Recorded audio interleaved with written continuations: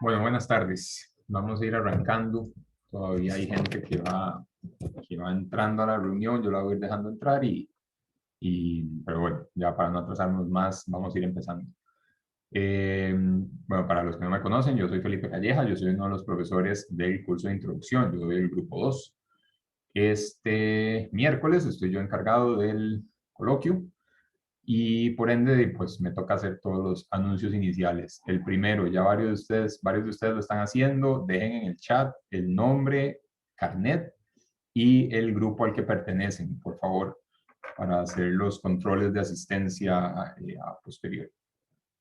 Luego les aviso, este coloquio, el de hoy, lo tienen que presentar el informe y lo pueden hacer en formato de mapa conceptual, en el mismo formato en que se ha ido haciendo en estas últimas semanas, ¿verdad? Que a veces es más como un informe, más como un mapa conceptual.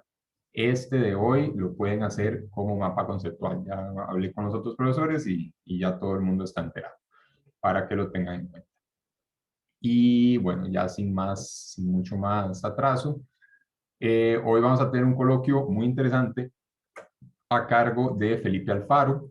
Felipe Alfaro es compañero mío en IMARES UCR, en la unidad de Ingeniería Marítima de Ríos y Estuarios, que es parte de la Facultad de Ingeniería. Felipe es ingeniero civil de la UCR, luego se fue a hacer una maestría a la Universidad de Cantabria, eso es en España, en Ingeniería de Costas y Puertos.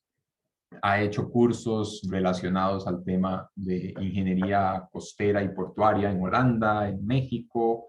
Estuvo trabajando un año, me parece, en una consultora española y volvió hace relativamente poco a unirse de vuelta al grupo de IMARES y desde ahí ha estado trabajando en un tema ahora que es, digamos, dentro de los temas en los que ha estado trabajando. Uno de ellos es en temas de agitación portuaria y en sistemas predictivos para saber básicamente cuándo deberían soltar los barcos de un puerto porque van a entrar olas muy grandes y se va a mover mucho todo el sistema y podría ser peligroso. Obviamente, Felipe les va a dar toda la charla mucho más a detalle. Yo los insto a que pongan mucha atención, hagan muchas preguntas, porque este tema marítimo es un tema que realmente, hasta donde yo sé, no lo ve ninguna carrera. Ni ingeniería civil, ni biosistemas, ni mecánica, ni nada. Son temas que ya algunos nos hemos metido a estudiar un poco, pero ya en maestrías y en posgrados. Entonces es interesante que ustedes puedan ver una faceta de la ingeniería en biosistemas, un ámbito de trabajo que tal vez les resulte interesante, que además va de la mano con temas bastante actuales como sistemas predictivos, inteligencia artificial, aplicaciones web y demás, ¿de acuerdo? Entonces, bueno, como siempre, vamos a tener la presentación, luego va a haber un espacio de preguntas. Felipe les dirá ahora, ya cuando empiece, si quiere que les hagan preguntas en media presentación o si las dejan todas para el final. Y nada más, de pongan mucha atención, sáquenle provecho. Y nada, Felipe, te paso la palabra y el control ahí de la presentación. Bienvenido. Muchas gracias, Felipe. Bueno, ahora que está No te haciéndose oís. la Bueno, yo presentación, no te oigo, no sé si... no me escucho. A ver. ¿Ustedes lo oyen, chicos? Sí, sí, se escucha. Sí, profe, sí se Sí, profe, sí escucha. se escucha. ¿Qué será, Felipe?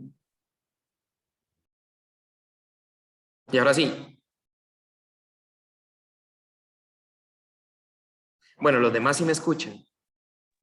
Sí. Muchas gracias. Perfecto. Bueno, buenas tardes a todos. Primero, agradecerle a Felipe por la presentación y agradecerle también a los profes del curso por el espacio, porque, bueno, hoy vamos a hablar de un tema, como dijo Felipe, que a veces está un poco alejado de lo que nos enseñan en la U. Entonces, a veces resulta muy interesante, a veces resulta que estamos perdidos y no conocemos mucho. Pero bueno, de esto se trata la charla. Vamos a hablar de sistemas predictivos y vamos a hablar también de conceptos básicos para que nadie se pierda. Voy a ver si puedo minimizar esto, sí. Entonces, bueno, como ya Felipe dijo, yo trabajo en IMARES, en la Unidad de Ingeniería Marítima de Ríos y Estuarios, que es un laboratorio del Instituto en Investigaciones en Ingeniería, que está a la par de la Facultad de Ingeniería, el edificio a la par. Y vamos a hablar de sistemas predictivos, que básicamente son pronósticos, utilizando inteligencia artificial y enfocado en infraestructuras portuarias, en operatividad de puertos. Entonces voy a aprovechar estas primeras fotos que ponemos ahí en la portada de puertos atracados. Entonces, como se imaginarán, la mayoría de las mercancías que consumimos todos los días vienen vía marítima, vienen en esos grandes buques, ya sea en contenedores, en granel, etcétera. Y uno de los objetivos de los puertos es generar esas áreas que nosotros le llamamos dársenas, donde se atracan los barcos, dársenas, esas áreas con calma, con condiciones adecuadas para que se puedan hacer las descargas de manera segura. Entonces, para esta presentación, primero voy a hacer un resumen, muy resumen de qué hacemos en IMARES UCR. Definiremos qué son los sistemas predictivos. Necesitamos definir algunos aspectos básicos de lo que es el oleaje, porque si no, no vamos a comprender el resto de la presentación. Vamos a hablar también modelos de propagación de oleaje, que es un tema muy amplio, pero vamos a hacer un resumen. Vamos a acotar la inteligencia artificial en dos técnicas principalmente, que se utilizan mucho para este tipo de proyectos de sistemas predictivos. Y vamos a ver cómo se genera un sistema predictivo en un puerto, a partir de los datos, a partir de las técnicas y de los modelos de propagación. Y por último vamos a terminar con algunos retos a futuro, bueno, y en el presente, sobre todo relacionados a cambio climático, que son muy importantes y que actualmente está muy en boca de todos ese tema. Entonces, para empezar, bueno, ¿qué hacemos en IMARES? En general hacemos proyectos de todo tipo que tienen que ver con ingeniería marítima, desde climatología de variables meteoceánicas. Eso me refiero a oleaje, a viento, a mareas, a corrientes. Principalmente oleaje trabajamos y todo lo que con las costas y los puertos. Tenemos un componente muy fuerte de medición de oleaje. Actualmente IMARES tiene equipos registrando oleaje en algunos puntos estratégicos en las costas Pacífico y Caribe. Nos dedicamos también al diseño de obras costeras, obras de protección, muelles, puertos y todo lo que tenga que ver con las operaciones portuarias. Y todo eso que ya les mencioné lleva un factor computacional muy importante que lo resumimos en el modelado numérico y en el modelado físico debido al laboratorio con el que contamos. No sé si alguno de ustedes lo conoce, pero estoy seguro que durante la carrera ya lo conocerán, ya sea en cursos, ya sea en alguna visita que tengan o como asistentes.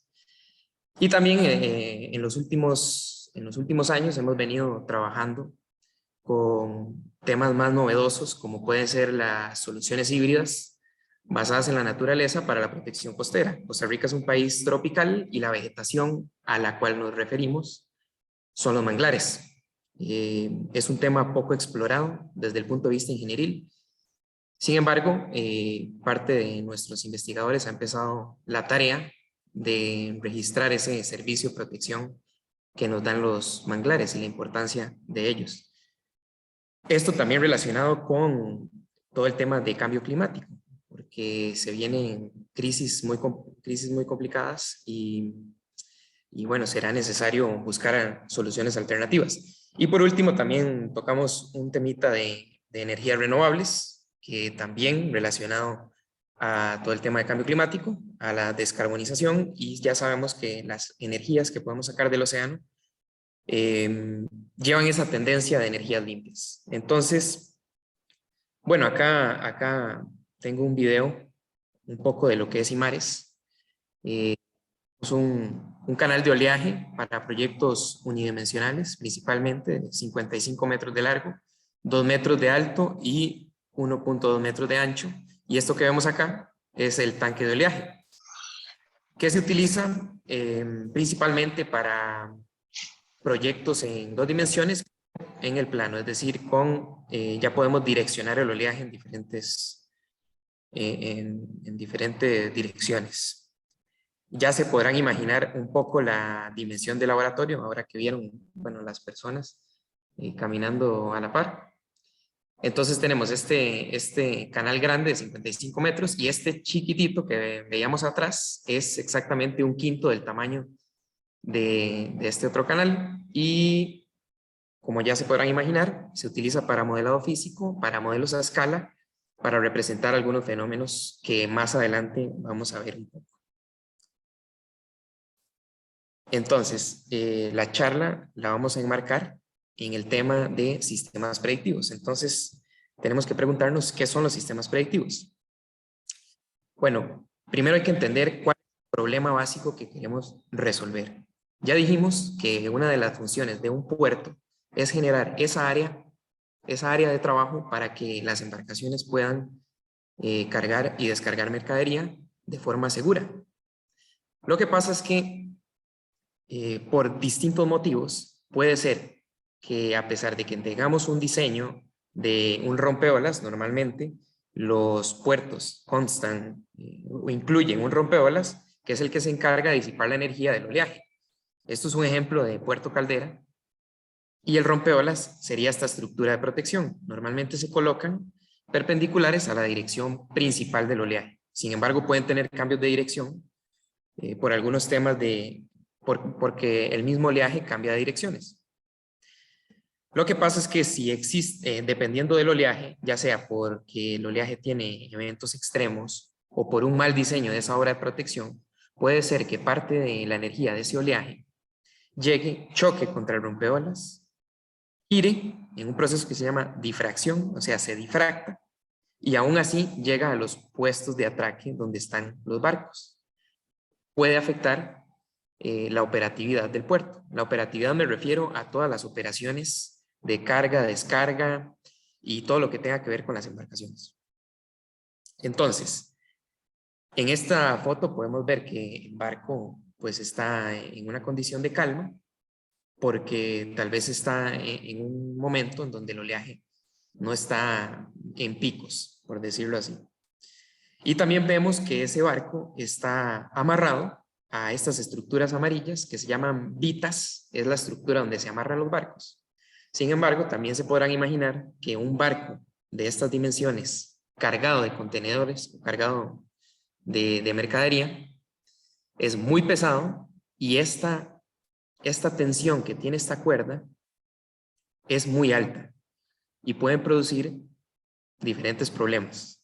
Entonces, tenemos que procurar que este barco se mueva lo menos posible para evitar cualquier accidente. ¿Cuáles son las consecuencias de tener este fenómeno del oleaje entrando a los muelles? Bueno, muchas consecuencias negativas podemos tener. Y entre las principales, la seguridad en las operaciones, porque si se revienta una cuerda de este barco, puede ser muy peligroso para las personas que trabajan en el puerto. Puede golpear a alguien y herir a alguien.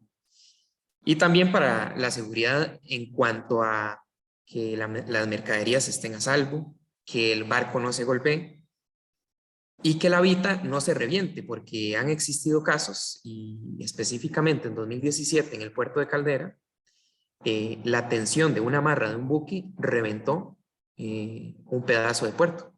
Se llevó toda la vita completa y reventó un pedazo de puerto. No es de extrañar por el peso que tienen esas embarcaciones.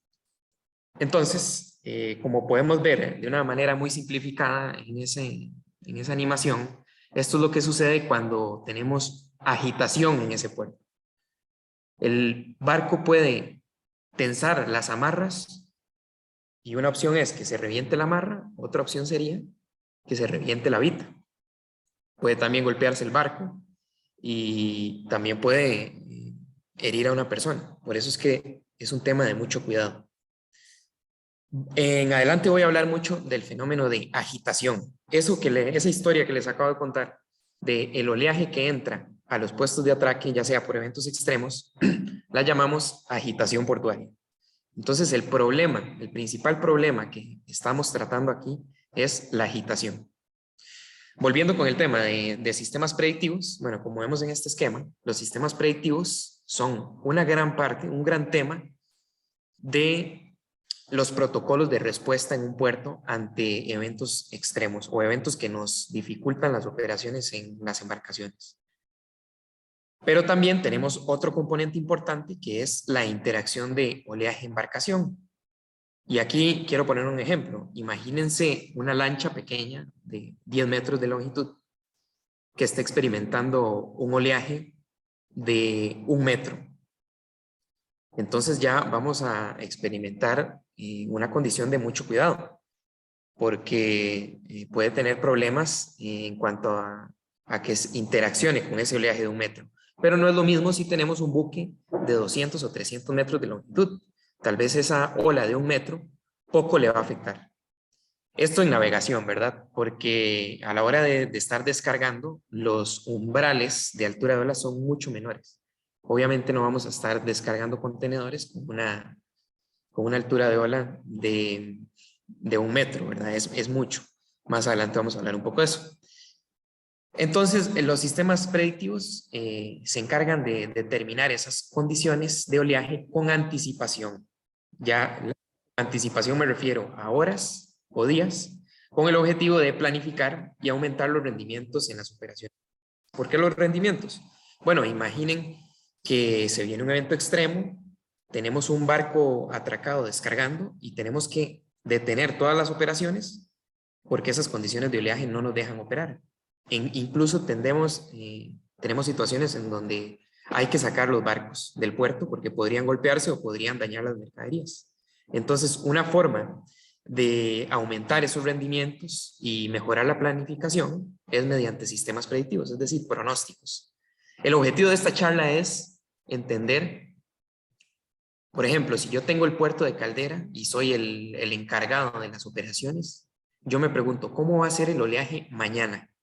¿Cómo va a ser el oleaje en una semana? ¿Cómo va a ser el oleaje el viernes? ¿Podré tener las condiciones para meter el barco grande que trae una carga muy delicada y que tiene que funcionar que tiene que desatracar con unas condiciones muy específicas? Entonces, esas preguntas, esa incertidumbre es la que vamos a tener la que queremos solucionar con estos modelos predictivos y ir metiéndole alta resolución con modelos numéricos hasta llegar a donde están los barcos atracados. Con el objetivo de proteger, ya lo mencionamos, en primer lugar a las personas que trabajan en el puerto, la infraestructura, las mercancías y que ningún barco se golpee. Entonces, lo primero que quiero hacer es una introducción de algunos conceptos básicos del oleaje, porque muchas veces no estamos familiarizados con esta área. Ya sabemos que no tenemos cursos o no tenemos una especialidad todavía enfocada en estos temas de oleaje. Sin embargo, bueno, tenemos la expectativa de que eso cambie en los próximos años y que podamos estar más familiarizados con estos temas. Entonces, lo primero que vamos a hablar es del oleaje, porque es la variable más importante para poder definir un sistema predictivo. Entonces, lo primero es que el oleaje se puede definir como una onda. Entonces, ya aquí entra el tema de teoría de ondas. El oleaje lo vamos a trabajar como una onda. Y también el oleaje es generado principalmente por el viento. Hay diferentes tipos de oleaje. Se puede generar por viento local, por el oleaje que interactúa en una zona producido por el viento de esa misma zona o por el viento que viene de muy lejos. Por ejemplo, oleaje profundo de la costa costarricense proviene de Nueva Zelanda. Viene desde Nueva Zelanda y llega a Costa Rica. Entonces, como podemos ver, si el oleaje es una onda, vamos a mover esto por acá. El oleaje es una onda, vamos a recordar un poco teoría básica de ondas. Y sabemos que la distancia que hay entre cresta y cresta o entre seno y seno es una longitud de onda y es un periodo. Y las amplitudes de cresta y las amplitudes de seno forman la amplitud total de la onda. Esa onda normalmente se propaga en una profundidad, ¿verdad? Pensando en oleaje. Y normalmente el fondo del mar tiene una pendiente hasta llegar a la playa, donde las profundidades, por supuesto, que son menores. El oleaje lo podemos caracterizar con 3 parámetros principalmente. Realmente hay muchos más parámetros, pero para términos de esta charla, y los 3 más importantes son la altura de ola, el periodo y la dirección. Y esto lo voy a estar repitiendo en toda la charla. Son las 3 variables más importantes para definir el oleaje. Altura de ola, que se define como la suma de las amplitudes en cresta y seno. Periodo, que es el tiempo que pasa entre una cresta y otra. Y más coloquialmente, el periodo de la ola imagínense cuando vamos a la playa, nos paramos en un punto fijo y el tiempo que tarda en llegar una ola y luego la otra es el periodo. Para que tengan una idea, en el Pacífico el periodo aproximadamente, en el Pacífico costarricense el periodo es de aproximadamente 10 segundos. Vendrán olas más grandes, olas más pequeñas. Y en el Caribe tenemos un oleaje de menos periodo todavía, en promedio unos 8 segundos. Igual tenemos menos olas, menos periodos y periodos más altos. Y luego la dirección se refiere de dónde proviene el oleaje. Por ejemplo, en el Pacífico costarricense, por la forma de Costa Rica, que es de noroeste a sureste, vamos a encontrar un oleaje perpendicular principalmente que viene del suroeste. Del suroeste. Más adelante vamos a ver algunos ejemplos. Y otra variable que no quiero dejar por fuera porque es muy importante es la marea astronómica o lo que conocemos coloquialmente como la marea. Realmente la marea está compuesta por más variables que solo la marea astronómica, como puede ser la marea meteorológica, puede ser el mismo oleaje, produce un cambio en el nivel medio. Sin embargo, en Costa Rica y en el Pacífico, de la variable más importante para definir el nivel del mar es la marea astronómica. La marea también es una onda, pero es muy diferente al oleaje porque tiene un periodo mucho más largo. De hecho, tiene un periodo de aproximadamente 12 horas. Y entonces aquí vamos a poner un ejemplo. Me imagino que les ha pasado que llegan a la playa en la mañana, digamos que llegan a las 6 de la mañana, ven que la marea está baja. ¿Y qué significa que la marea está baja? Que el mar está alejado, que tenemos mucha playa disponible para las actividades que quieran hacer. Pero ¿qué pasa? Que después, a mediodía, ya la playa desapareció. ¿Por qué pasó eso? Bueno, pasó porque la marea subió en un periodo de aproximadamente 6 horas. Y luego, para las 6 de la tarde, volvemos a tener esa bajada de la marea. Entonces, de marea baja a marea baja, que sería de seno a seno, vamos a tener aproximadamente 12 horas de periodo. Esto lo quería definir para que tengamos esa diferenciación entre el oleaje y la marea, que tienen periodos muy distintos. Entonces, el oleaje va sobre la marea, va sobre el nivel del mar. No son dos cosas iguales. No se pueden sumar. Ok. Sí, vamos a ver.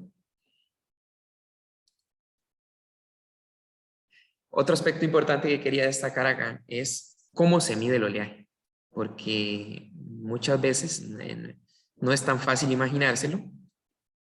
Entonces, pensando que tenemos que medir esas ondas que representan el oleaje, normalmente las medimos con sensores de presión. Lo que se mide es presión. Y esos sensores se colocan en el fondo del mar, fijos. Por ejemplo, este equipo que tenemos acá es uno de los equipos que utilizamos para medir presión. ¿Y cómo medimos esa presión? Bueno, puede ser por métodos acústicos, es decir, el equipo tira un haz, una onda, puede detectar la columna de agua que tiene en ese instante sobre el sensor. Y entonces, si colocamos ese equipo fijo, el equipo lo que va a ver es sube y baja, sube y baja, sube y baja. Vamos a empezar a ver esas oscilaciones. Y esas oscilaciones son el cambio en el nivel medio del mar. Y luego, de ahí podemos inferir lo que es el oleaje. De hecho, aquí quise poner un registro real de presión. Y es justamente lo que les decía, sube y baja, sube y baja. Esto es presión. Y a partir de aquí podemos sacar el oleaje. Tenemos que filtrarle la marea.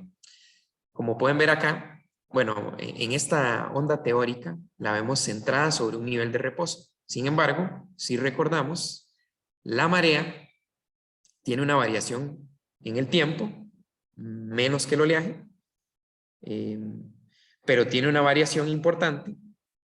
Entonces, ese registro de presión lo vamos a ver con una tendencia que va bajando. Por ejemplo, acá podríamos decir que la marea va bajando. Esto se tiene que filtrar, la onda de nivel medio se tiene que filtrar de la marea y a partir de ahí sí podemos inferir lo que es el oleaje. El oleaje también lo podemos medir con otros métodos, por ejemplo con radares. La tecnología actual permite medir oleaje con radares y con satélites y de muy buena calidad. Lo que pasa es que los sensores de presión siguen siendo muy importantes porque un satélite no puede medir todas las variables que puede medir una boya de medición o un equipo de sensor de presión, que aparte de solo la altura y el periodo, podemos medir muchos otros parámetros. Y también como dato curioso es importante destacar que los datos medidos de oleaje son muy limitados a nivel mundial. Es un área que ha sido históricamente poco explorada. Bueno, ya vamos ganando historia en los registros medidos. Sin embargo, no pasa lo mismo que con otras variables, como puede ser la precipitación en el país, que tenemos estaciones meteorológicas que miden precipitación desde hace 100 años, o por ahí anda.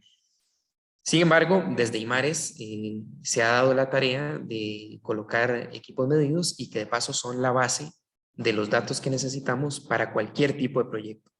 Los datos en el momento en el que vivimos, en todas las áreas son importantes y no es la excepción en la ingeniería marítima. Necesitamos caracterizar las variables y la variable más importante en estos momentos es el oleaje. Si van teniendo alguna pregunta, me avisan. Si no se entiende algo, pues nos devolvemos y lo explicamos. Ahora en este segundo bloque vamos a hablar un resumen también de lo que son modelos de propagación de oleaje. Ya vimos que el oleaje es una onda. Entonces, esa onda propagándose es lo que estudiamos con los modelos. Es un mundo muy grande, el de los modelos de propagación. Sin embargo, vamos a hacer un resumen para que tengamos una noción de qué es lo que estamos hablando. Entonces, principalmente podemos dividir los modelos en dos grandes categorías, los modelos numéricos y los modelos físicos. Y en primer lugar vamos a definir qué es un modelo. Bueno, un modelo simplemente es una simulación de lo que pasa en la física real de un fenómeno, en este caso, el oleaje.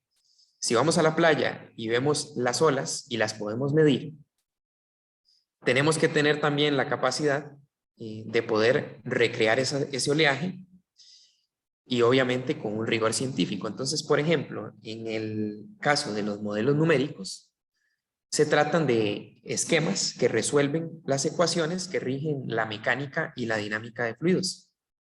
Lo que hacemos, bueno, acá en este video que se está moviendo, normalmente se trabaja con mallas de cálculo, con elementos finitos, es decir, vamos a tener muchos puntos acá y le tengo que dar una condición de contorno, que me imagino que ya van estando familiarizados con esos términos por los primeros cursos de cálculo, etc. Esas condiciones de contorno, en donde yo empiezo a calcular el oleaje y se van trasladando en cada uno de los puntos de la malla. Y lo que estamos resolviendo en cada uno de esos puntos son ecuaciones de mecánicas de fluidos. ¿Qué se necesitan para esos modelos de propagación de oleaje?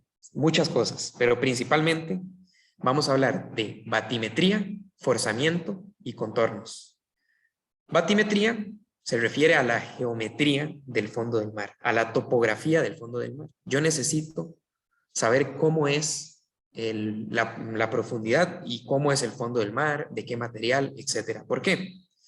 Porque el oleaje se transforma y uno de las razones más importantes es la fricción con el fondo. Nosotros estamos acostumbrados a ir a la playa y ver las olas rompiendo. Cuando una ola rompe es porque uno de los motivos por el que rompe es el fenómeno de fricción. La ola empieza a sentir el fondo. Es por la misma razón que si agarramos una lancha y nos vamos mar adentro, no vamos a ver olas rompiendo, porque esas olas no sienten el fondo, están todavía muy profundo, pero conforme se acercan a la costa, empiezan a sentir el fondo existe una fricción y empiezan a romper. Por eso es tan importante la batimetría. Luego tenemos el forzamiento, y a esto me refiero con qué forzamos el modelo. Y como ya se pueden imaginar, el forzamiento por excelencia es el oleaje. Pero también recordemos que el oleaje es generado por viento. Entonces también podríamos tener un modelo forzado por viento. Y luego los contornos, me refiero básicamente a los límites de esas mallas de cálculo. Por ejemplo, acá podemos tener contornos como una isla que representa un obstáculo para las ondas que se van calculando acá. Pero también podemos tener un acantilado, podemos tener un contorno de playa, podemos tener una estructura como un puerto. También podemos acotar esa malla y que en los extremos tengamos contornos infinitos de absorción de oleaje. Entonces no tenemos ninguna afectación con los extremos. Esto es una técnica muy común. Y también como parte de esos modelos numéricos, podemos tener modelos de mucha más alta resolución, como este que tenemos acá, donde ya tenemos interacción de esas olas con estructuras. Por ejemplo, esto es un dique con una tipología Harlan que no es importante en estos momentos. Sin embargo, esto es un modelo mucho más robusto, en donde tenemos que tomar en cuenta muchos otros aspectos porque ya entramos en la interacción con la estructura. Entonces ya viene el oleaje, se refleja, cambia las velocidades, algunas olas rompen, etc. Entonces son modelos mucho más robustos. Los modelos numéricos tienen la particularidad, la mayoría, de requerir alto costo computacional. Entonces, eso simplemente es que necesitamos computadoras muy poderosas para que esas propagaciones las podamos resolver de una manera sencilla. Y por otro lado tenemos modelos físicos. Los modelos físicos son modelos a escala para representar fenómenos muy complejos que tal vez los modelos numéricos no pueden llegar ahí o sería muy y muy pesado llegar ahí. Por ejemplo, imagínense una estructura muy compleja en un rompeolas, en un dique de protección, donde llegarle a esas resoluciones numéricamente se complica. Entonces, lo que hacemos es un modelo físico. Por ejemplo, bueno, este es el canal pequeño de Imares, y aquí viene el oleaje e interacciona con el dique. Ya vamos a reproducir el video. Este oleaje es generado por computadora. Podemos meterle la señal. Cuando digo señal me refiero al oleaje que quisiéramos. Ya depende de dónde esté ubicado el dique, etcétera, o qué proyecto estamos trabajando. Y también podemos modificar. Aquí en este caso tenemos un dique, pero podríamos tener una playa. Podríamos tener la cimentación de una eólica flotante, podríamos tener los pilotes de un puerto. Entonces son infinitos los casos que podemos modelar a escala que se acotan en ese gran tema de modelado físico.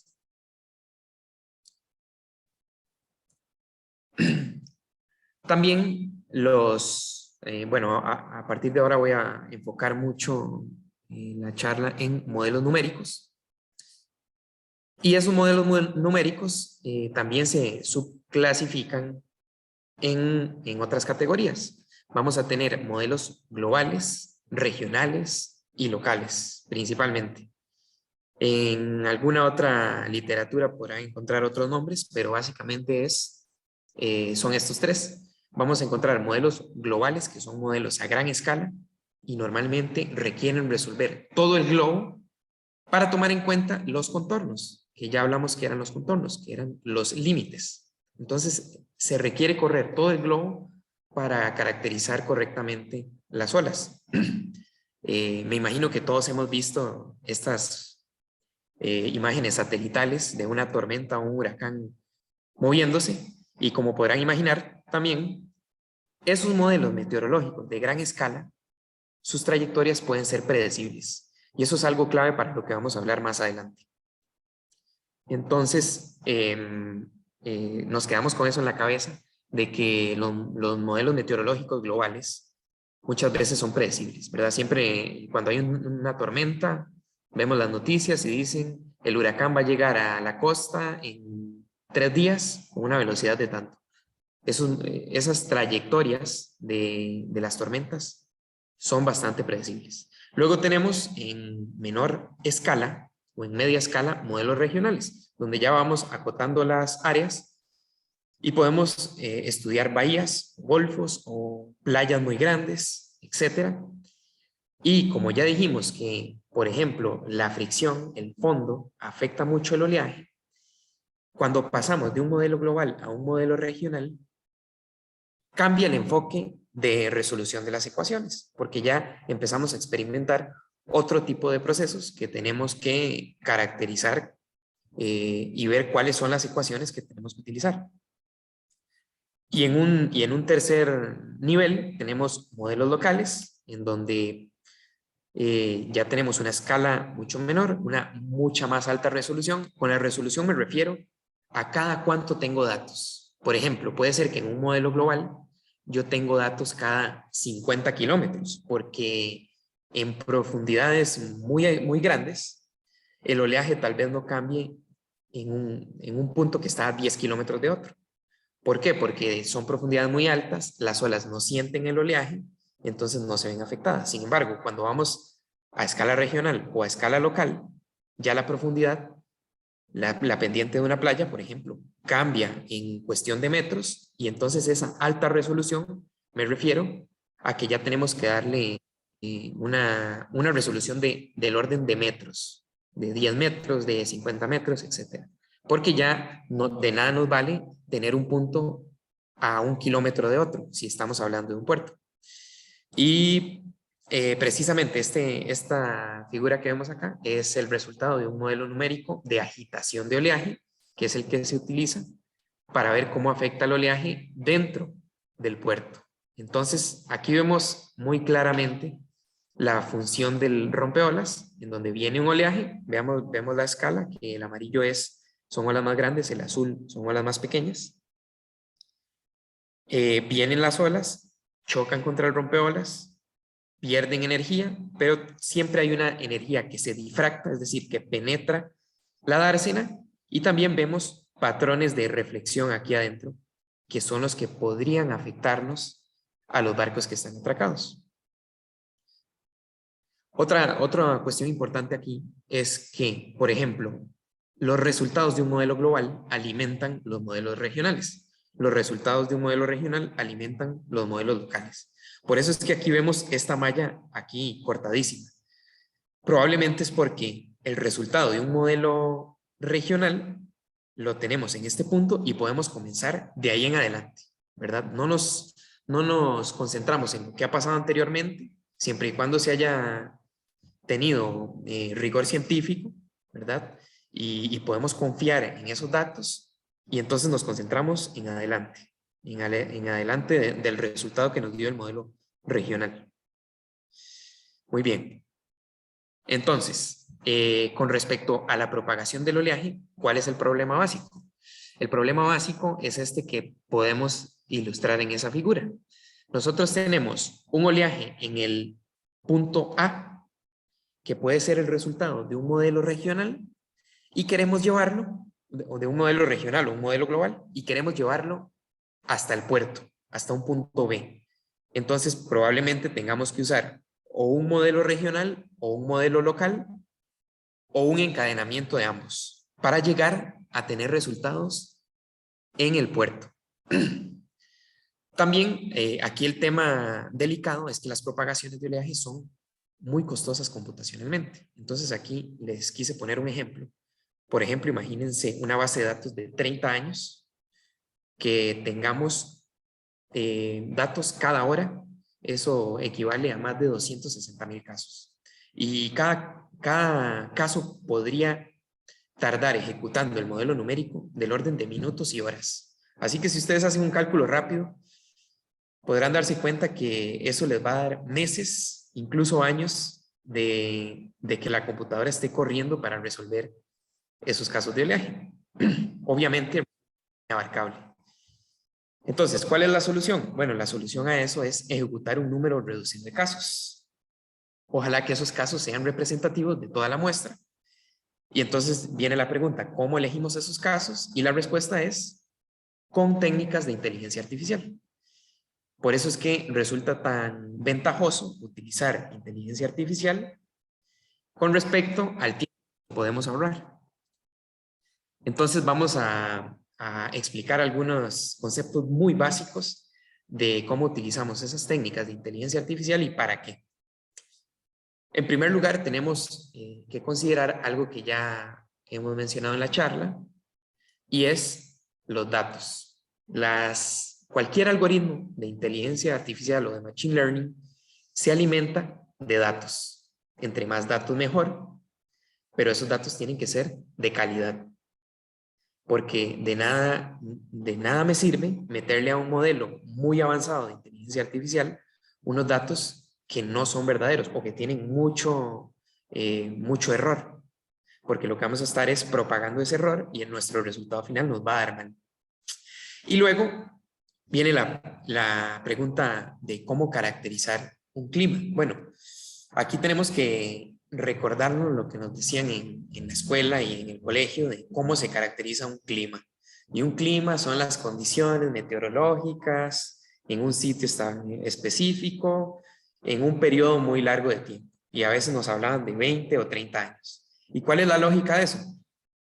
La lógica que hay detrás de eso es que nosotros podamos representar cualquier nuevo dato con la historia que ha pasado en los últimos 20 o 30 años. Es decir, si yo tengo el registro de lo que ha pasado 30 años antes en un sitio que estoy estudiando, probablemente el dato que venga mañana está dentro de esa base de datos. Yo lo puedo meter acá en alguna de estas combinaciones de altura, periodo y dirección. Recuerden las tres variables más importantes para caracterizar el oleaje. Entonces, si viene una nueva altura de ola, probablemente en el histórico ya ha pasado o ya ha pasado alguna altura muy similar. ¿Cuánto tiempo es necesario para caracterizar ese clima? Depende del tipo de variable. En este caso estamos hablando de oleaje, de sus variaciones. Por ejemplo, no es lo mismo el oleaje que podemos medir en enero al que podemos medir en junio. Entonces, imagínense que de nada me sirve si yo quiero hacer un diseño de una obra que tenga una vida útil de 20 años, no puedo diseñar esa obra con lo que yo he medido en un enero específico de un año, porque tal vez resulta que en junio el oleaje es del doble. Entonces estaría subestimando las cargas para diseñar ese puerto. Por eso es que hay que tener mucho cuidado y estudiar esas variaciones. Y también, bueno, hay algunas reglas de cuánto podemos proyectar a futuro dependiendo cuánto tengamos de historia. Pero bueno, no esos detalles que en estos momentos no nos interesan. Vamos a hablar ya en específico de dos técnicas principalmente que ya tienen que ver con inteligencia artificial, que se utilizan para muchas aplicaciones. Esto no está acotado a la variable oleaje. Estas técnicas las vamos a ver en absolutamente cualquier tema y más en la era en la que vivimos. Entonces, la primera técnica se llama clustering y se trata de crear grupos con características similares de una variable, ¿verdad? Puede ser cualquier variable. Normalmente el clustering se hace de manera adimensional. Entonces, esos centroides, estos puntitos que encontramos acá, van a tener contenida información de las diferentes variables. Por ejemplo, este punto que vemos acá en celeste va a tener altura, periodo, dirección o cualquier otra variable que le hayamos metido. Podemos meterle viento, podemos meterle marea y puede estar en n dimensiones. Como lo vamos a adimensionalizar, vamos a quedar con un número que es representativo, que contiene todas estas variables y de ahí ya podemos empezar a formar los grupos. La idea de formar estos grupos es, por ejemplo, empezamos con todos los puntitos pequeñitos, esos son todos nuestros datos, y podemos reducir la escala y quedarnos con únicamente algunos puntos que resulten representativos, que son estos en círculos más grandes. Entonces, tenemos que entender también el término bueno, que ahora se utiliza mucho de redes neuronales artificiales, y a lo que nos referimos con esto es la interconexión que hay entre los puntos, y en este caso los puntos que elegimos del clustering. ¿Ok? Entonces, por ejemplo, un punto que quede aquí en el medio de estos dos puntos probablemente lo pueda representar con el celeste y con el verde, y tal vez tenga algún efecto de los puntos amarillos y de los puntos azules. Difícilmente tendrá alguno de estos puntos naranja. Pero la idea de las redes neuronales es que todos estos puntos están interconectados y se pueden representar por estos centroides o por estos puntos representativos que nos vamos a quedar. Ya vamos viendo la importancia del clustering. Dijimos que en una base de datos de 30 años tenemos muchísimos datos, entonces tenemos que buscar cómo correr menos datos. Aquí, solo por curiosidad, presento diferentes métodos que se utilizan ya para la variable de oleaje. Este método es muy famoso también para otras variables que se llama k-means. Tenemos el método de SOM, esto significa mapas autoorganizativos, y luego tenemos también algoritmo de máxima disimilitud. Son tres métodos distintos, son la misma nube de puntos y vemos cómo los resultados dan de manera similar. Es decir, si vemos aquí en el gráfico en 3 dimensiones de altura, periodo y dirección, vamos a encontrar un punto celeste por acá, un punto celeste, en un espacio similar, no necesariamente igual, pero vemos que encontramos la misma tendencia: celeste, morado, azul, celeste, morado, azul, celeste, morado, azul. No significa que sean diferentes, no significa que uno sea peor que otro, porque los métodos funcionan diferente y pueden funcionar igual de bien. Y luego la otra técnica que nos interesa es la técnica de la regresión, que también tiene que ver con las redes neuronales, y la regresión la vamos a utilizar para predecir nuevos valores a partir de los grupos que creamos con el clustering. Esto lo vamos a ver más adelante, pero también ya se podrán imaginar que podemos predecir nuevos valores del futuro de acuerdo con la máquina que creemos a partir de los grupos que ya hemos clasificado. Entonces, volviendo al problema que teníamos originalmente, tenemos una base de datos en A y la queremos trasladar a B, la queremos propagar a B. Entonces, en este punto, tenemos una serie de oleaje completa de 300,000 datos, pongámosle, en el punto A. Entonces, tenemos que, con una técnica de clustering, bajar la escala de esos 300,000 datos. Esto es un ejemplo, ¿verdad? No necesariamente está relacionado con este punto, pero bueno, nos sirve perfectamente. Entonces, lo que vamos a hacer es que de pasar de 300,000 datos, muchos de esos datos son repetidos o se pueden representar por un dato. Lo que hacemos es bajar la escala y, si no me acuerdo mal, tiene 200 centroides. Se seleccionan 200 casos que son representativos para los 300,000 casos. Entonces, en este punto lo que tenemos es la serie completa en A y los N casos en A, que nos lo dio la técnica del clustering. ¿Ok? Esto es repitiendo lo que acabamos de ver. Podemos representarlo en un gráfico en 3 dimensiones.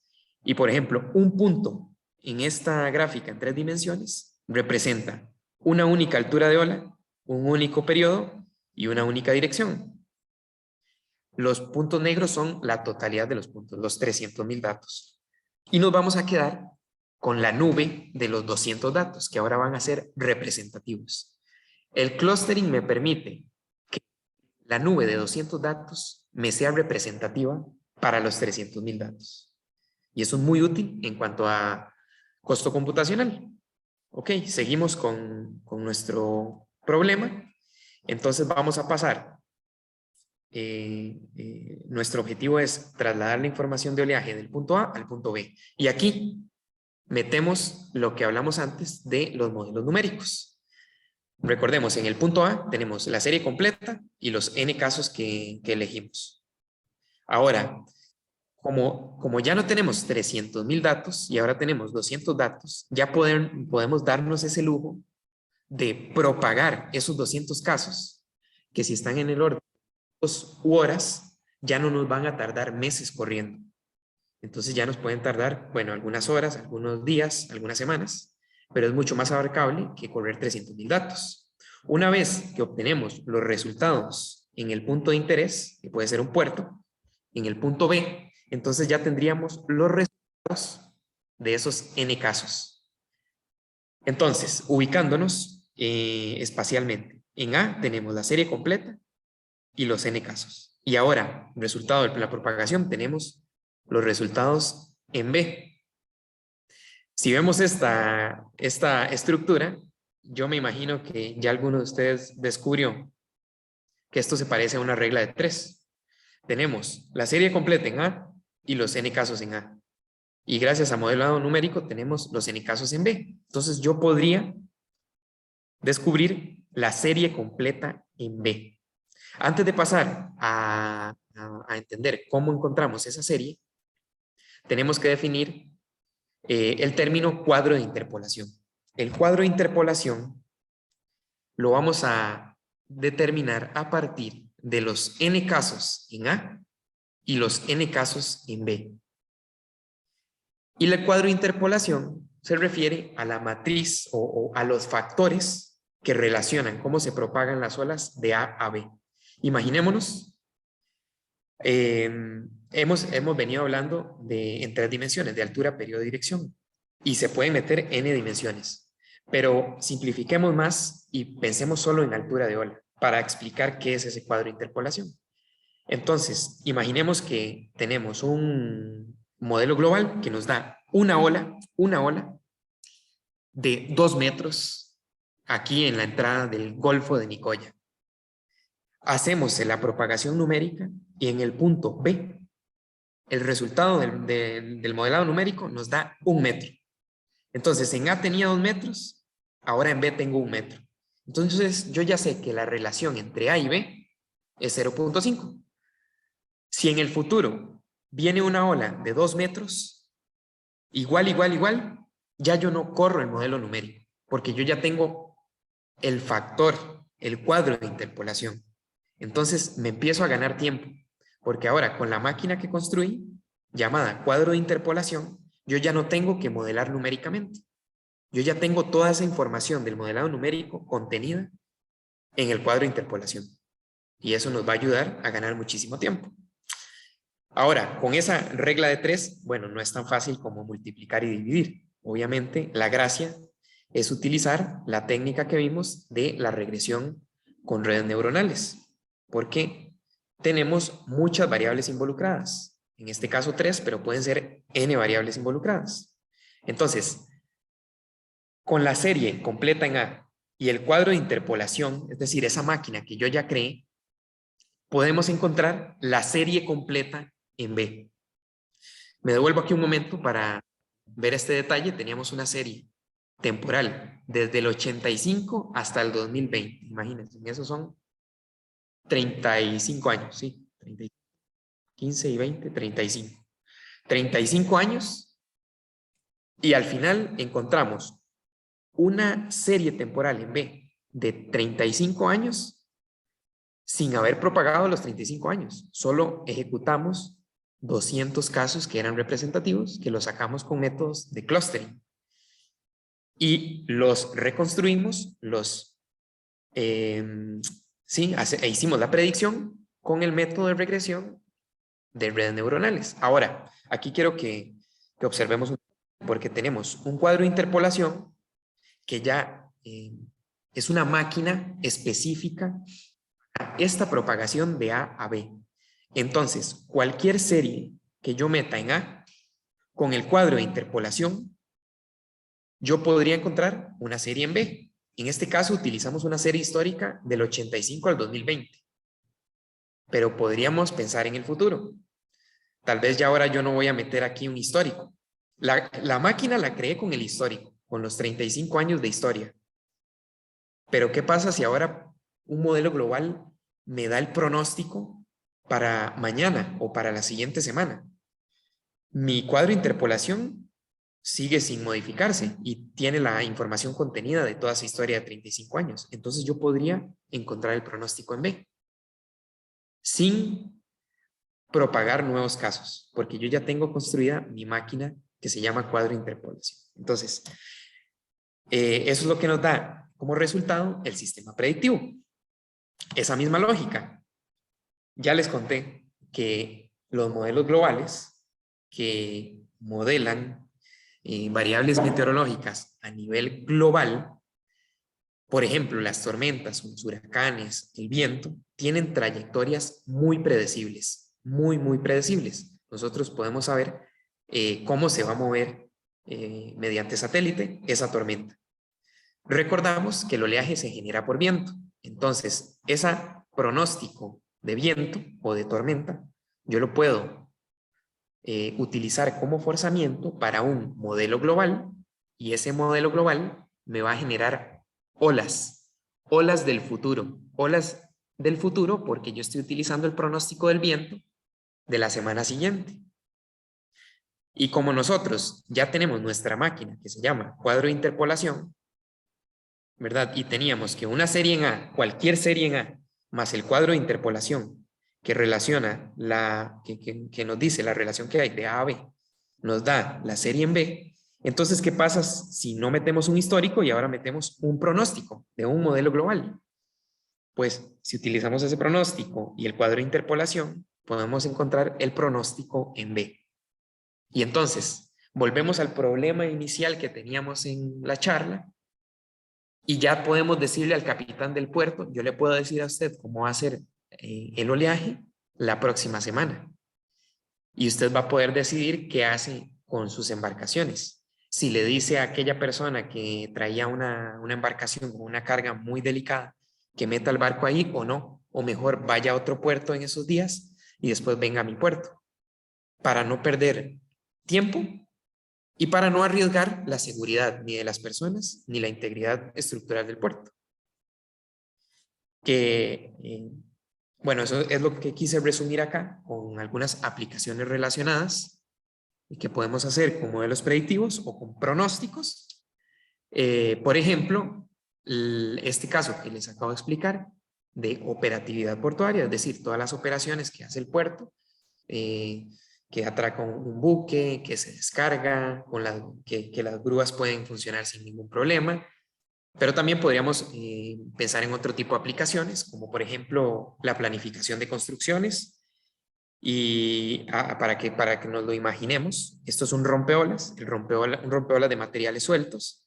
Está compuesto por piezas con cubos. Bueno, aquí se ve pequeño, pero estos cubos pueden ser de hasta 5 metros de lado, entonces son grandes, pero muchas veces no son tan grandes y una ola se puede llevar ese bloque, porque pensemos que, bueno, ya aquí estamos viendo el rompeolas aquí construido. El rompeolas tiene precisamente esa función de romper las olas, de disipar la energía.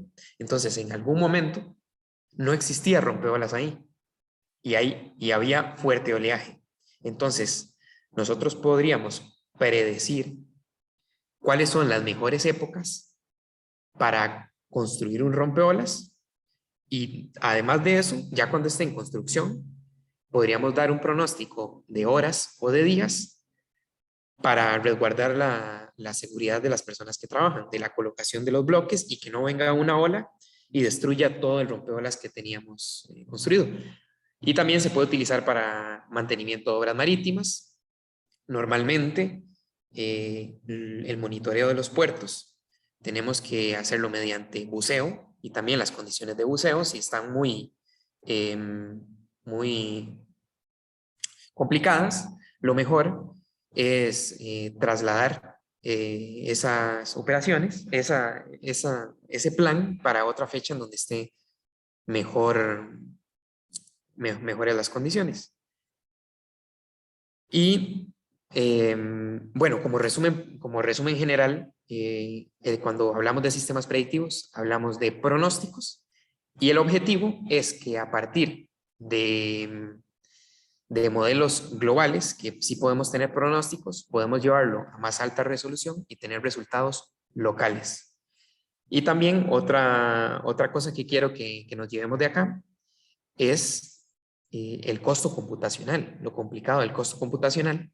Si nosotros es inabarcable propagar una base de datos de 30 años, entonces tenemos que buscar técnicas como el clustering, que nos permite correr menos datos, que sean representativos y ganarnos mucho tiempo. Y una vez que tenemos construida esa máquina llamada cuadro de interpolación, cualquier pronóstico que venga lo obtengo automáticamente porque no tengo que modelar no tengo que correr ningún modelo numérico. Y por último, quiero recordarles un tema muy importante y que también está en boca de todos hoy en día y que tenemos como reto en esta área, y es el cambio climático. ¿Por qué? Bueno, en primer lugar, tenemos puertos vulnerables, llamémoslo así. Tenemos estructuras vulnerables, ya que estos puertos muchas veces se diseñaron hace 50 años, no con las herramientas que tenemos hoy en día, hace 50, hace 70 años. Entonces, eso hace que tal vez están desactualizados con datos, además de que el puerto normalmente es, bueno, es una estructura.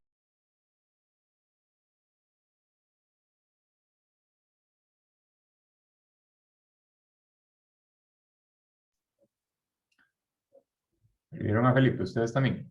¿O solo yo? No, a mí también, pero Se fue.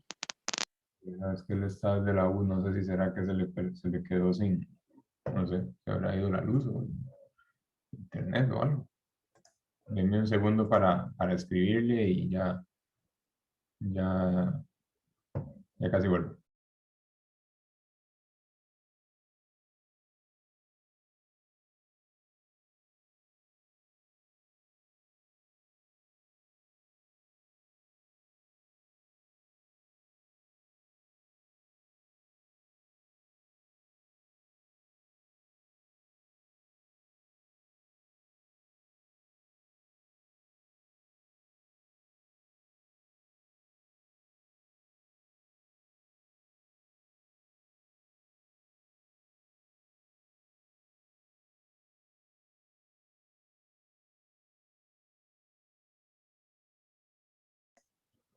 Ok, ya me dijo que ya casi vuelve. Creo que Vi ya que volví. una pregunta. Ah, bueno, ahí está Felipe ya. Ya estás de vuelta. ¿Sí me escucho, Calleja? Sí, sí, perfecto. ¿Sí me escucho? Sí, Solamente Calleja, si usted me dice a dónde fue que me quedé pegado. estabas empezando lo del cambio climático Ok. y Por ahí vi una pregunta también, ¿verdad? y había una pregunta. Lo que pasa es que ya ahora veo que bajaron la mano. Bueno, la puedo hacer ya, si quieren, y si no, ahora final. Ok, el que había levantado la mano tiene chance de hacer la pregunta ya, y si no, ahorita retomamos. Es que no, ahí está, ahí está. Mariano.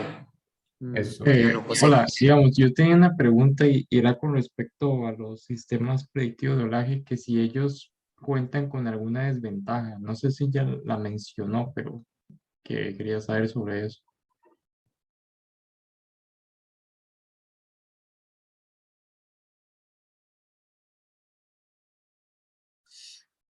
No sé si me...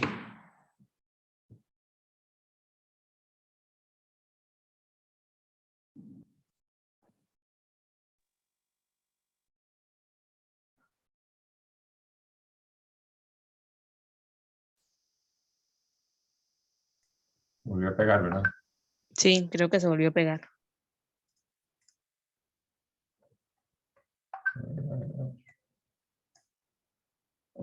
Sí, Mariano, vos sí, o sea, la pregunta tuya sí soy yo, y yo oí que empezó a contestar Felipe, pero luego, no sé, se volvió a pegar.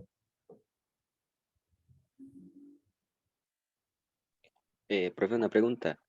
Sí, Es que, bueno, a mí se me reinició el celular en media reunión, ¿verdad? Qué picha. Entonces, le tendré que mandar un correo a usted para pedirle la grabación. sí, cualquier cosa de grabaciones a mí o a Matías. Ah, ok, ok. Luego, para los que fueron entrando tarde, o sea, o después, recuerden dejar su nombre, número de carnet y grupo en el chat. Ya Felipe ya casi entra otra vez. Y ¿qué más les iba a decir? Ah, bueno, no, y que se acuerden que este informe sí se puede entregar como mapa conceptual, nada más. Felipe, ¿ya estás por ahí? Vieja, estoy. Ok, Eh, ok, adelante. Perdón, ya me conecté. Espero que ya no se vaya de nuevo. Mariano, si me repite la pregunta porque no la escuché. Ok, bueno, la pregunta era con respecto a que si los sistemas predictivos de oleaje cuentan con alguna desventaja importante, que no sé si la mencionó en su momento. Ok, y voy a aprovechar para responderle esa pregunta con esta última diapositiva que tengo para que yo lo veo como un reto. La verdad es que confío mucho en cómo está avanzando la matemática, pero ya vamos a hablar de las desventajas. Entonces, una de las desventajas principales es, por ejemplo, la amenaza del cambio climático, que puede ser manifestada como un aumento del nivel del mar o que ahora los eventos sean más frecuentes, es decir, que si yo antes en 5 años tenía 5 tormentas fuertes, ahora yo voy a tener 10 tormentas fuertes. Yo creé mi cuadro de interpolación con la historia de esos 30 años. Pero ¿qué es lo que pasa? Que el cambio climático me ha venido cambiando las condiciones. Y por ejemplo, el aumento en el nivel del mar, como se podrán imaginar, me va a cambiar la batimetría, que era una de las condiciones más importantes para correr un modelo numérico. Las olas van a sentir diferente el fondo, es decir, van a experimentar una fricción diferente y van a ser diferentes. Entonces, ese cuadro de interpolación que yo creé, tal vez ya no sea vigente. Y eso es una de las primeras desventajas.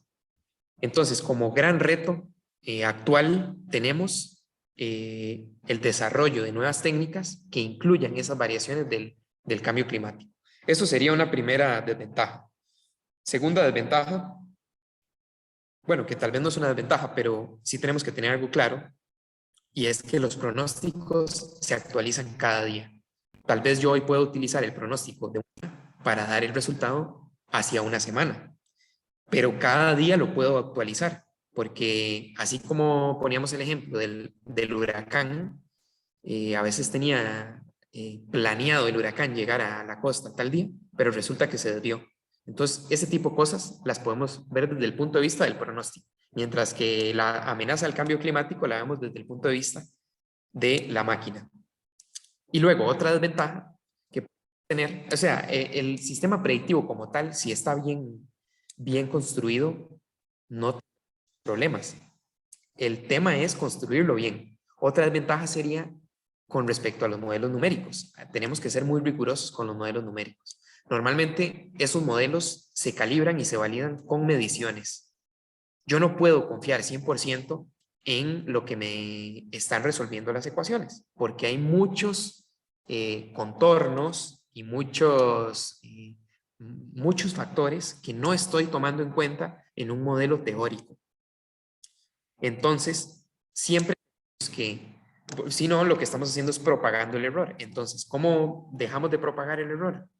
Bueno, es validando y calibrando con mediciones. Es decir, yo tengo unos resultados del modelado numérico y me fijo si estoy diciendo la verdad cuando voy y mido a campo y comparo, porque lo que estoy midiendo en campo es la realidad. Lo que pasa es que no podemos medir el futuro, lo tenemos que pronosticar con estas técnicas. Mariano, ¿esto le responde la pregunta más o menos? Sí, perfectamente. Muchas gracias. Ok, entonces sí, en conclusión es el sistema predictivo como tal, si está bien construido, pues no, es una maravilla. La cuestión es que hay que construirlo bien. Todos los aspectos que existen para llegar a un modelo, a un sistema predictivo bien construido. Y Y bueno, eso era lo que yo traía para compartir, Calleja, principalmente. Muchas gracias por la atención y abierto a cualquier duda. No sé si en el chat ya había preguntas, la verdad es que no lo revisé. Pero si no abrimos ese espacio, Calleja, o no sé si también usted quiere aportar algo acá, porque bueno, Calleja también trabajamos en lo mismo en el instituto y muchas preguntas también se las podrá contestar Calleja. Bueno, de puertos no tanto, de puertos te los mando yo todos a vos, pero bueno, muchas gracias, Felipe, de verdad. Primero que nada, gracias por el espacio, por el rato, por la charla, súper interesante. De aportar así gran cosa, no, tengan en cuenta, muchachos y muchachas, que modelos numéricos van a haber muchos, van a haber muchos de muchos tipos, a lo largo de la carrera. Tienen que aprender a usarlos en una herramienta súper fuerte, pero como dice Felipe, hay que estar seguro de que lo que les dice el modelo es cierto. Y tienen que calibrarlos y tienen que compararlos porque la compu les va a calcular algo siempre. Les va a devolver un número siempre. Y ese número puede que tenga sentido y puede que no. Entonces, ténganlo un poco en cuenta. ¿Tienen preguntas? ¿Alguien tiene alguna duda, algún comentario? ¿Quiere participar un poco ahora en esta segunda etapa de la charla? Tema es súper interesante y muy difícil. Pueden ser comentarios de cualquier tipo. La verdad es que yo lo único que espero es que es un tema puede ser un tema muy pesado porque no estamos relacionados muchas veces con el oleaje. Pero bueno, ahí lo hicimos de una forma resumida. Sin embargo, siempre podrán quedar cositas. Espero que no hayan abrumado muchísimo y que les haya quedado algo por ahí. Piensen un poco en ahora que les toque hacer el informe, el mapa conceptual de qué cosas podrían estar quedando no tan claras como para incluirlo y aprovechen de una vez para preguntarlo, ¿verdad? Para que el informe les vaya más completo. Sí, Felipe, Mandarlo. también que sea ¿verdad? Que desde algún punto de vista que sea una motivación para todo el tema de la programación y de los modelos numéricos y la inteligencia. Eso te iba a preguntar, Felipe. Este tema, digamos, uno nunca lo ve en la carrera y hasta donde yo sé no hay ningún grado o base que vea nada de esos temas. Entonces, dentro de las herramientas que en tu caso en ingeniería civil, pero que al final de cuentas son muy comunes o son transversales a biosistemas también, ¿qué herramientas son las que vos consideras que más te han ayudado o más te ayudaron a meterte a todo este mundo? Herramientas generales, ¿verdad? De la carrera de ingeniería como tal, que luego aplicaste ya al tema portuario específicamente. Sí, bueno, en primer lugar, no hay que perder de vista de que nos forman como ingenieros con conceptos de ingeniería, ya sea en biosistemas o en civil. Bueno, en mi caso yo soy civil. Pero para aplicar o para innovar o para llevar un poquito más allá todos esos conceptos, tenemos que utilizar las cosas que están más actualizadas y más innovadoras. Entonces, una de las cosas que yo recomendaría es la programación. Definitivamente, todo lo que vemos en todos los cursos de la carrera se puede programar. Y programar me refiero a poder automatizar cosas, poder manejar grandes datos, grande cantidad de datos de manera sencilla. Entonces, la programación, siempre que tengan la oportunidad y el tiempo para meterse en esos temas, háganlo y traten siempre de relacionar cualquier tema que estén viendo en cualquier curso. Yo podría programar eso o cómo le podría meter yo ahí inteligencia artificial, ese tipo de cosas, porque normalmente no tenemos esa formación y se entiende porque tenemos una formación pues, más enfocada en la ingeniería como tal. Veo varias manos levantadas. Eric Araya, adelante. Mi pregunta es más que todo, digamos, ahorita que usted nos dio un ejemplo de un error que hubo bueno, en una costa que mencionó debido a, por decirlo, una mala aplicación de ingeniería. ¿Usted personalmente con qué tipo de situaciones se ha topado, digamos, qué tipo de situaciones les ha tocado resolver o qué tipo de catástrofes les ha tocado resolver? Y podría explicarme por qué, digamos, qué fue lo que, digamos, una situación en la que usted se haya implicado, que haya tenido que resolver y qué fue lo que falló. Eric me está preguntando acerca de el evento que pasó en Caldera, que se reventó una vita. ¿Se refiere a eso? Digamos, pero aparte de ese, ¿qué otra situación ha tenido usted, bueno, con cuál otra situación ha tenido que lidiar y qué fue lo que le aconteció? Me interesa saber esa parte. Bueno, muchas gracias. Le tengo que contar una historia muy fuerte y es que han pasado casos en donde esas cuerdas se revientan y la fuerza que tienen puede matar a una persona. Entonces, obviamente, en un puerto tienen que tener todos los cuidados desde la seguridad ocupacional, pero este tipo de accidentes suceden desde la aleatoriedad de la variable oleaje. Por eso es que tenemos que minimizar esa incertidumbre con modelos numéricos o con cuadros de interpolación o con sistemas predictivos de alta calidad.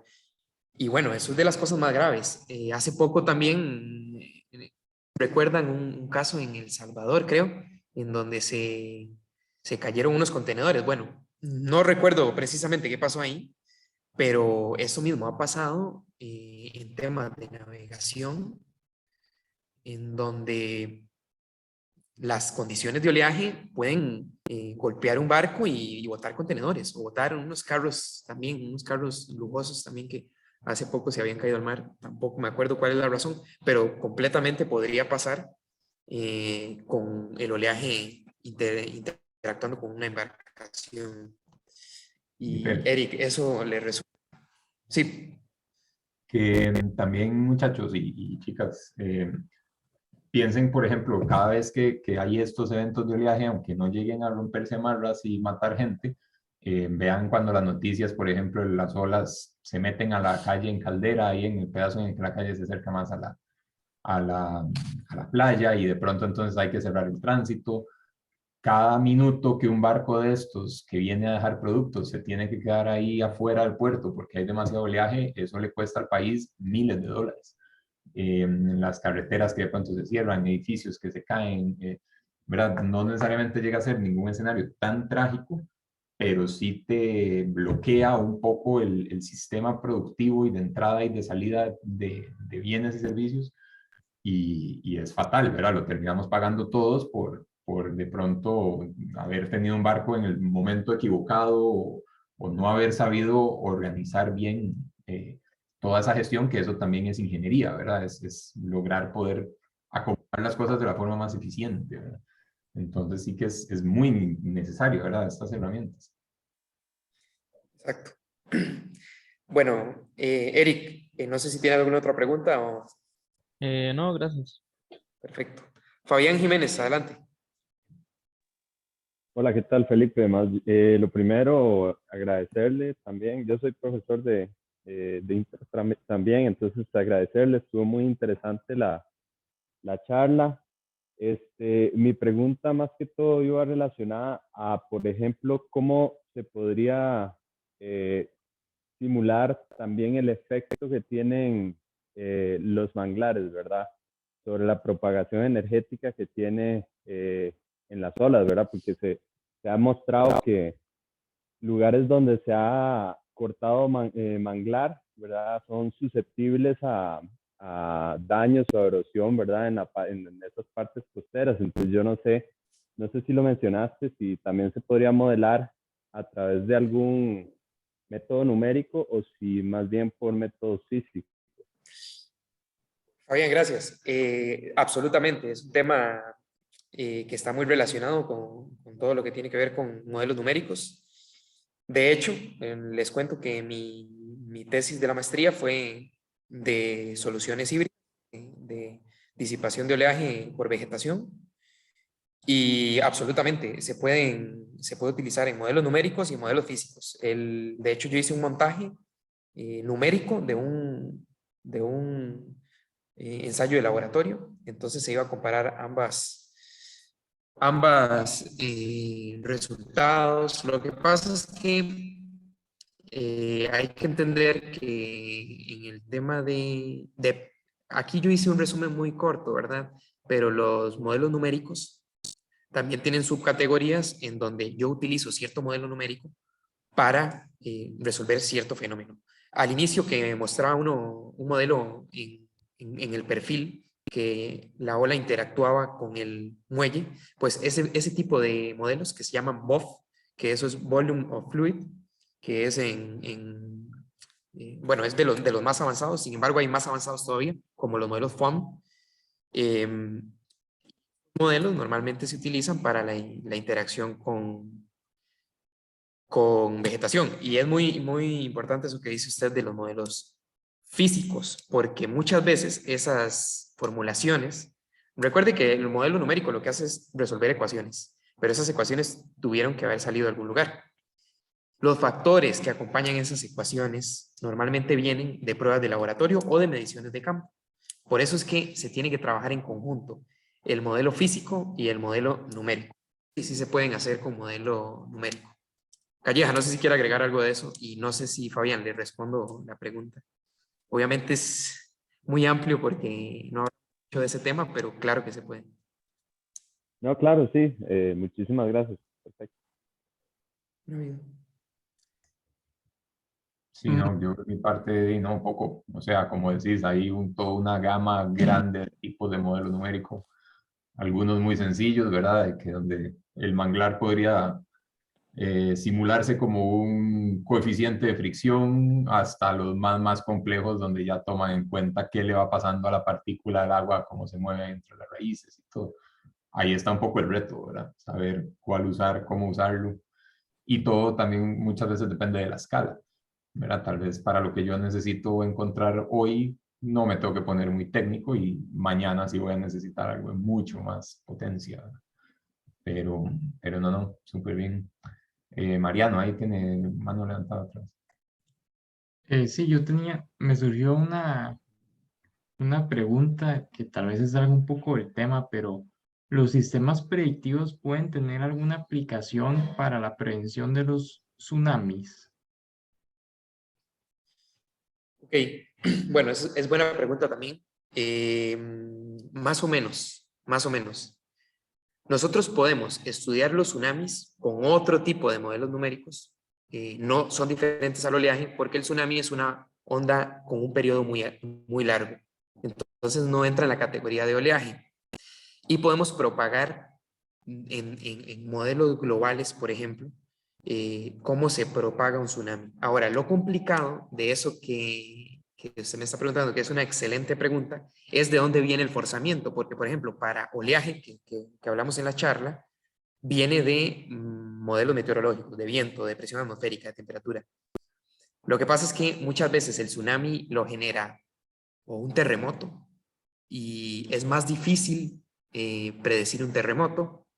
En algunos lugares tienen instrumentadas las placas directamente, en países asiáticos muy avanzados, y tienen las placas instrumentadas, pero claro, el margen de respuesta es muy bajo, ya no hay predecir un tsunami con un día de anticipación. Luego, otras razones por las que suceden tsunamis serían deslizamientos o los últimos casos que hemos visto a nivel mundial de los volcanes. Entonces, pensemos que lo difícil de predecir eso es la fuente, el forzamiento. ¿Qué me genera el tsunami? Un terremoto, un volcán, un deslizamiento muy grande. Y eso, ahí tendríamos que pensar cómo solucionar el tema de predecir lo que nos está generando el tsunami. Es una excelente pregunta.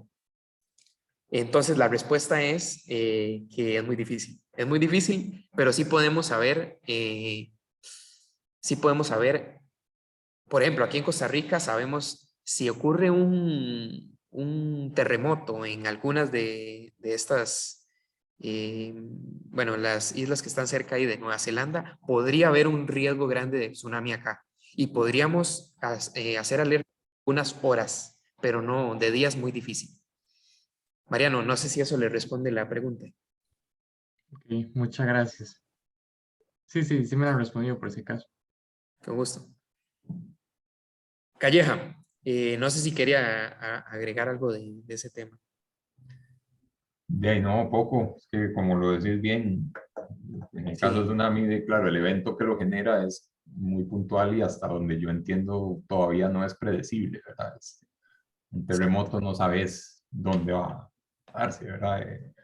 de pronto la gente del laboratorio de sísmica nos podría explicar un poco más si hay técnicas o no, como para medio saberlo, pero es difícil, ¿verdad? De hecho, con la predicción del oleaje pasa algo similar, solo con una escala de tiempo más alta, lo que vos decías. Se puede saber más o menos a una semana a plazo, porque se puede medio predecir cómo va a estar el viento dentro de una semana, pero cada día va cambiando, ¿verdad? Luego, no tenemos esa capacidad de saber tan a futuro si de verdad va a suceder o no.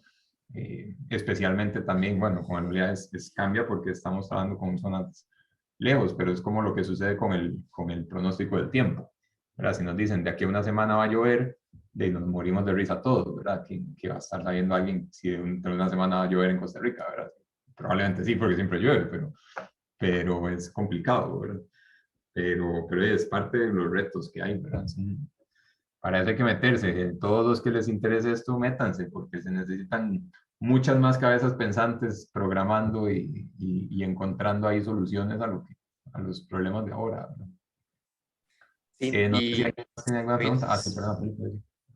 no, que exactamente, que ojalá que de alguna forma funcione como motivación porque se vienen retos grandes con todos los datos es lo más importante y el cambio climático nos puede estar cambiando los datos, entonces se vienen retos interesantes Claro, claro, y hay claro. aplicaciones, claro. Pues muy bien. ¿Alguno otro tiene alguna pregunta? Si no es así, yo creo que podemos cerrar ya por hoy. Agradecerte mucho, Felipe. Muchas gracias por el rato, por la charla, por toda la preparación. De ahí, muchachos y muchachas, ya bueno, ustedes tienen contacto. Si tuvieran alguna pregunta que hacerle a Felipe, me la pueden pasar a mí y yo se las hago llegar. Y de ahí nada, gracias a todos los que participaron en la charla. Ojalá les haya resultado interesante, ojalá les guste el tema del mar, porque la verdad es que es súper, súper gratificante trabajar en esto. Y tienen todo el resto de la carrera para meterse un poco más a todo el tema, ¿verdad? Y de ahí no, Eso nada, por es mi parte hasta ahí llegamos, hasta aquí llegamos. Entonces, acuérdense pura de eso, vida. escriban sus nombres en el chat los que no lo han hecho. Gracias, Muchas buenas gracias. noches. Gracias. Gracias por la Gracias. charla. Gracias a los dos, Felipe. Pura vida. Hasta luego. Por ahí, Felipe, gracias.